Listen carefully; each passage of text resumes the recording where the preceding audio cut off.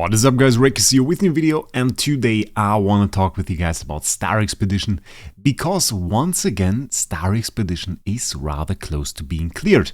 And well, we'll take a look at that right now. So let's hop into Star Expedition. Oh, that is a blatant lie. Wraec is great. Okay, Star Expedition, and then we can see we're on place 1 at the moment, which is fairly great. Core right behind us, and E plus 15 points now, absolute madness. And if we check out the boss, we can see it is boss 1 at 22%. We didn't quite manage to clear it this time, just ever so short, maybe a few more attacks. If Jesus had probably one more attack, we would have been done with it. As far as I remember, boss 1 is the last one. And last time around, we had that situation like 6 months ago, with the old Star Expedition boss, with the first 100 levels. And the age back then, there were a few things that happened. Well, the first thing really was we had DGN.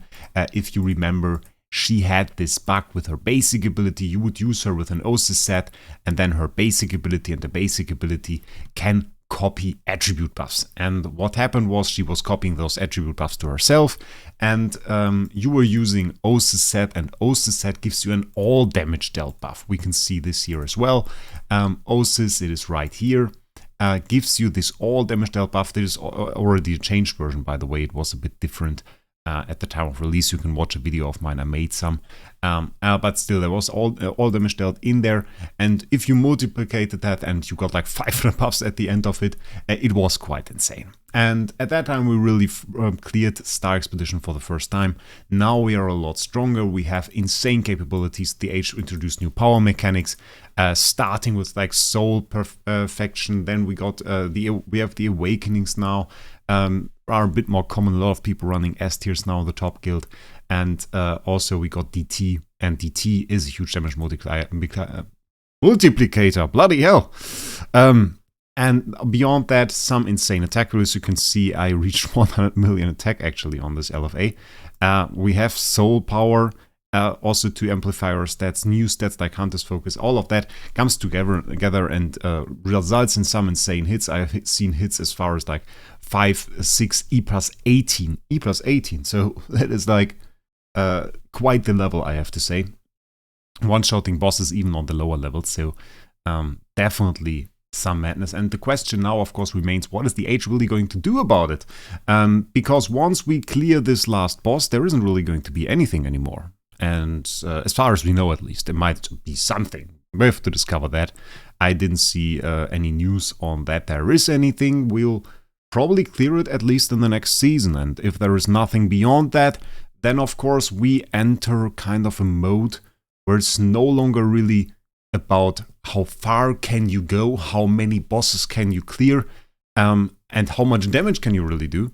But it becomes more of a game mode of a rush towards the clear. So the guild that can clear it the fastest will win in the end. And that game mode feels a lot different. And the problem with that is a lot of people really like to go for those big numbers. That is like appeal for people that want to share their screenshot with their 6, E plus 18 or something like that.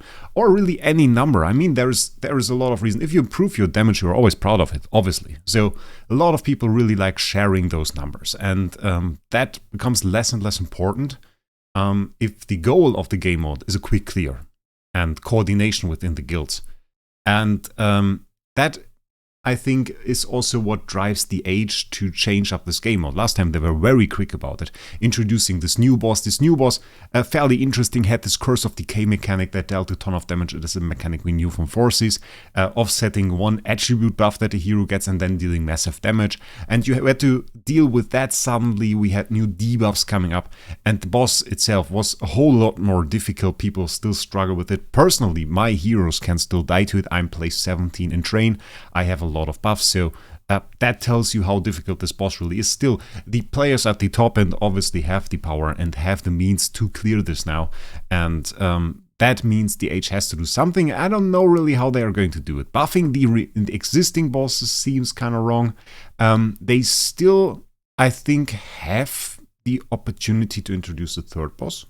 This would still be possible. It is a bit limited, considering, I mean, they can of course give us more attacks, but obviously every time you add a new boss, you add more stages. So now we have 200 stages, then we will have 300, and you need at least one attack per stage to clear it. So the total amount of attacks in your guild has to exceed that or be at least that.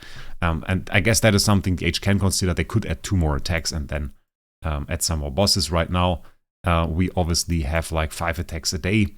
So that is a pretty good amount. I think that was lower before. I think it was like 3. We get 4 here, you get 1 recovered.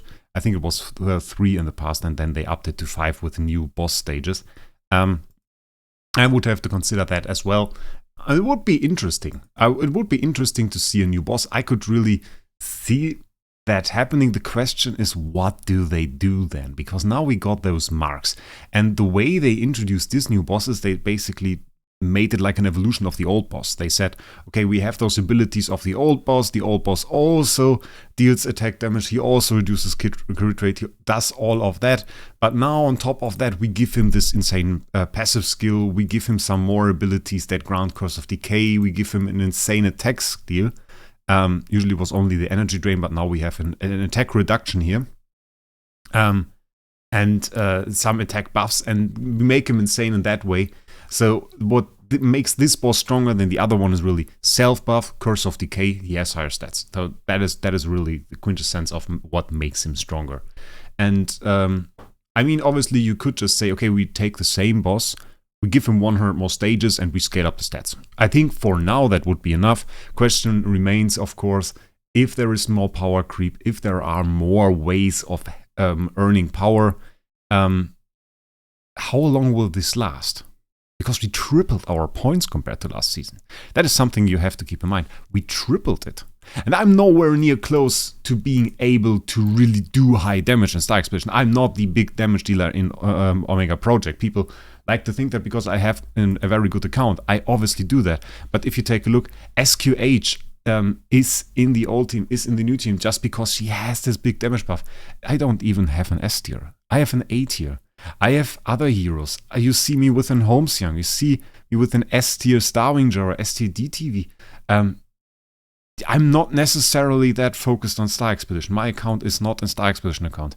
My account is a bit, and I have to admit that, is a bit all over the place with the S tiers. I bought what I found funny, what I wanted to test, what I wanted to do. A lot of heroes there have use. I used Starwinger for a long time with this double CC team. And that was very successful, got idea champion with that. DTV is of course my hero for PvP. Don't ask me why I have an ATD, but it's kind of funny to do some stuff with it sometimes.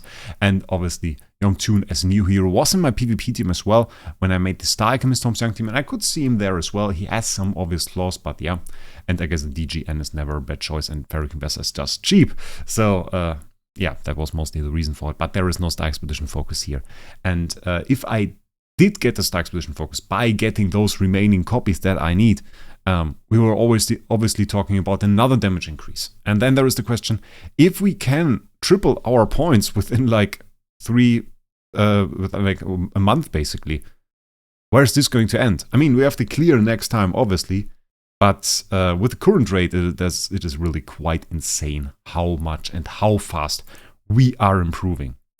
And yeah, so definitely some challenges for the H. Personally, I have to say I don't really have a good solution. I don't really know. Yeah, obviously he has to get some new abilities. You can't really go too much into the attribute reduction direction. If you do too much in terms of attribute reduction, that becomes too hard to fight because we don't really have means to deal with attribute reductions on a big scale. Talked about that a bit on the video I made about the new artifact. And we don't really have means to deal with that. So if we don't have any means to deal with something and you would get inflicted with attribute reductions by random, then it is kind of not really fun. Because I guess Star Expedition is mostly about adjusting your team in a way that gives you the best damage. And there are certain means to do that right now. And the current boss works fairly well, even though he already includes a certain bit of RNG. And this certain bit of RNG mostly comes from the attribute reductions, and the attribute buffs. Attribute reductions, in a sense, we have the 5% attack steal here, we have the 40% attack reduction here, and obviously we can purify that if we run attribute reduction purify. But But then we would do nothing against the marks. With Marks' Curse of Decay, you might just miss an important buff. If you have attacks buffs, you might miss that.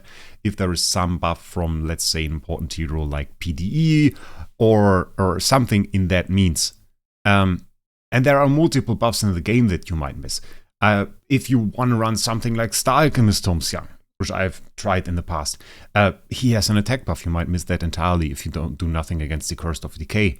And nearly every single hero that we have in the game now has some form of buff that you would like to have. So Curse of Decay is certainly a threat. But so is the attack reduction. But you can't really, if you run attribute reduction, you don't necessarily hit the attack attribute because, well, there's also an armor one. And he might just purify that. He purifies either one, and you can't really necessarily do anything to really target this attack purify or attack debuff all the time, unless you have the means to purify more than one attribute reduction. So there's already some RNG with that. If the H goes more towards that direction and increases something like well, we already have a crit debuff, but maybe crit damage or hold damage or some kind all damage dealt debuffs, something like that. That I think would not really be the right way. I guess threatening with damage is better in that sense, because if you make the boss very, very mean, very hard hitting, put in some punishing mechanics. I kind of like this attack steal, by the way. The attack steal is nice because you really feel the difference if you deal with it or if you don't deal with it. If you deal with it, then the boss does way less damage. If you don't deal with it, he will hit you very hard. And you obviously want to have an MFF to deal with it, just to remove this buff. And stuff like that is really great. Stuff like that is something that I really like. And I guess giving him some more means of dealing damage, not necessarily mark damage. I don't like mark damage. It ignores unbending will. Your heroes suddenly vanish. It's not that great. But some other means. And making you focus more on defense could be great. The only problem with that is, I guess on the new boss it wouldn't be too important for now. But on the second boss now, if there is a new boss, that being said, if on the second boss, people really struggle. People really struggle. You often see people that just have their whole team disappear. And I'm not even talking about necessarily bad builds. I'm just talking about people who just attack it with a pretty normal team, even with some focus on defense, and then just getting smashed. And oftentimes it feels a bit like you need train stats. You need to be on a certain level in train, have some stats from there. And without that, you are not necessarily in the position that you can really damage the boss, because at one point he will just smash you. Then again, I have to say, I sometimes see builds that are really, really squishy and that really focus on the wrong ways to survive and are just badly built. And I have to say, I even see some clans using like really bad strategies. And obviously bad strategies. If you think about it for a little bit, obviously bad. And I am really looking forward to making a guide on this at one point. Currently it's not possible because we are still in this super competitive situation. You see, that is a bit too close to be comfortable with it. And that is not really the point where you necessarily want to spill all your beans, where you necessarily want to bring everything out. If we have some more distance there, if we can get to a more comfortable position, I think I can make a guide. And I really want to. Jesus says no, I'm sorry, but at one point we'll do it. And yeah, so let me know what you think about this boss. Let me know what you think DH will do.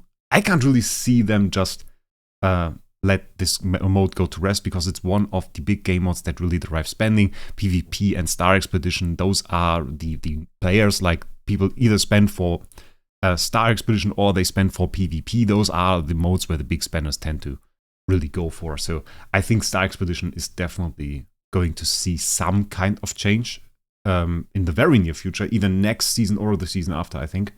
But what do you think they should do about it? Just let me know in the comments. And with that, I wish you a great day. See us in the next one.